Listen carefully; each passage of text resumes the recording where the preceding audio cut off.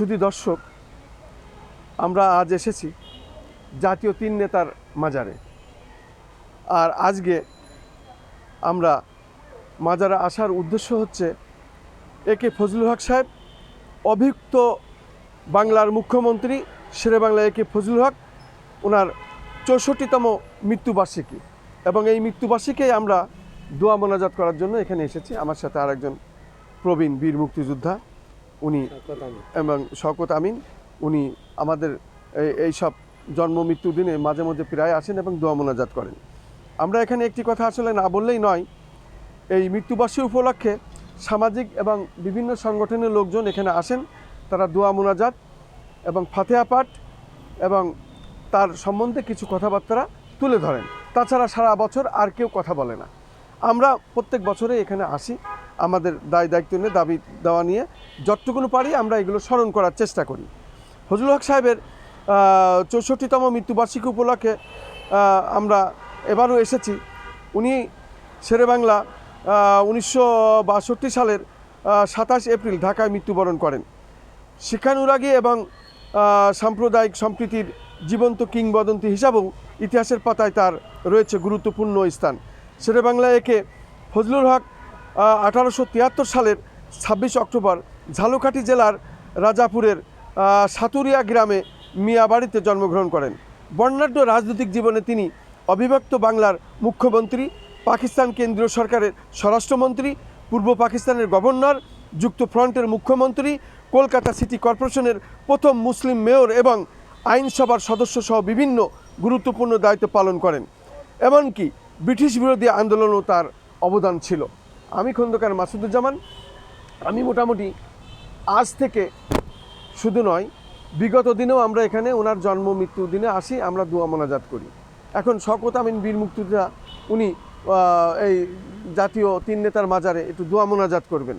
আপনি শেরেবাংলা একে ফজলুল হক সাহেবের ৬৪তম ওই জন্মদিন একটু দোয়া মোনাজাতটা করেন। এদিকে এদিকে করে। হ্যাঁ বলতে হবে। হ্যাঁ, আমি বলেন যে শেরেবাংলা একে ফজলুল হক আমাদের এই মহাদেশের একজন শ্রেষ্ঠ রাজনীতিবিদ, তিনি মুসলিম স্বতন্ত্র আবাসভূমির জন্য, মুসলমানদের স্বতন্ত্র আবাসভূমির জন্য তিনি প্রস্তাব রেখেছিলেন, লাহোর প্রস্তাব। তার বিশাল অবদান রয়েছে এই মহাদেশের মুসলিম জনগণের জন্য এবং মহাদেশের স্বাধীনতা সংগ্রামের জন্য। তাই আমি একটু আগে সূরা ফাতিহা পড়েছি এবং ইখলাস পড়েছি 3 বার, আর এবং দুরূদ শরীফ পড়েছি। এখন আমি দোয়া করব সমস্ত জাতীয় নেতাদের জন্য এবং মুসলিম বিশ্বের জন্য। সুবহানাল্লাহি ওয়া বিহামদিহি, সুবহানাল্লাহিল আযীম, আলহামদুলিল্লাহি রাব্বিল আলামিন, ওয়াসসালাতু ওয়াসসালামু আলা রাসূলিহিল কারীম, ইয়া আউয়ালাল আউয়ালিন, ইয়া আখিরাল আখিরিন, ওয়াল কুওয়াতিল মাতিন, ইয়া রাহিমাল মাসাকিন, ইয়া আরহামার রাহিমিন, বিযাল জালালিল ইকরাম, লা ইলাহা ইল্লাল্লাহুল হালিমুল কারীম, সুবহানাল্লাহি রাব্বিল আরশিল আযীম, আলহামদুলিল্লাহি রাব্বিল আলামিন। আসআলুকা মুজিবাতি রাহমাতিকা ওয়া মাগফিরাতিক ওয়াল গানিমাতি মিন কুল্লি বিরrin ওয়াস সালামাতি মিন লা তাদালা যামবান লিল্লাহি গফরতা ইয়া আরহামার রাহিমিন, ওয়াল হামদুলিল্লাহি ফারাস্তা ওয়াল মারদুল দাইনুল ওয়াল হাজাতুল হাওয়াজিত ওয়াল আখিরাতি লাকারদানিল্লাহ ইয়া আরহামার রাহিমিন। রব্বুল আলামিন যা কিছু পড়েছি তার সবটুকু সোনার মদিনায় বিশ্বনবীর রওজা মোবারকে পৌঁছে দাও। तमाम পৃথিবীর মাটির নিচে নবী রাসূল আম্মে কিরাম সাহাবে কিরাম তাবিঈন আমি মুস্তাহিদ মুজাহিদিন কিরাম, বীর যোদ্ধাবৃন্দ, শহীদ বৃন্দ, মুসলিম উম্মার জন্য, দেশের জন্য, জাতির জন্য বীর যুদ্ধ করে যারা শহীদ হয়েছেন, যারা গাজী হয়েছেন, তাদের জন্য তাদের সব পৌঁছে দাও রব্বুল আলামিন। বিশেষ করে বাংলার বাঘ শেরেবাংলাকে ফজলুল হক সহ যত দেশপ্রেমিক, ইসলামপ্রেমিক জাতীয় নেতৃবৃন্দ, মুসলিম বেশি নেতৃবৃন্দ, উপমহাদেশের নেতৃবৃন্দ, বাংলাদেশ নেতৃবৃন্দ যারা দুনিয়া থেকে কবর চলে গেছেন, তাদের রুহের উপরে সওয়াব পৌঁছে দাও রব্বুল আলামিন। আমরা যারা জীবিত আছি তাদেরকে দেশের জন্য, জাতির জন্য, স্বাধীনতা সার্বভৌমত্বের জন্য, ইসলামী শরিয়া কায়েম করার জন্য আমাদের সংগ্রাম করার তৌফিক দান করো। রব্বানা তাকাব্বাল মিন্না ইন্নাকা আনতাস সামিউল আলিম ওয়া তুব আলাইনা ইন্নাকা আনতাত তাওয়াবুর রাহিম।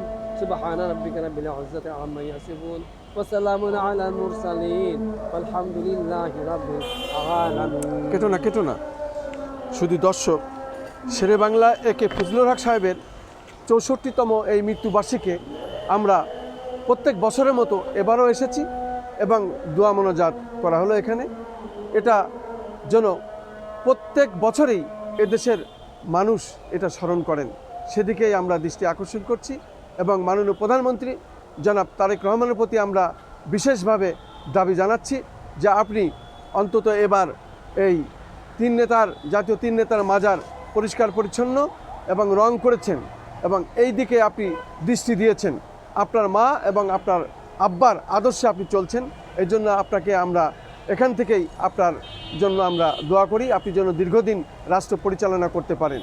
আমি খন্দকার মাসুদুজ্জামান আজকে জাতীয় তিন নেতার মাজার সামনে থেকে আমি বিদায় নিচ্ছি। আসসালামু আলাইকুম। আসসালামু আলাইকুম ওয়া রাহমাতুল্লাহ।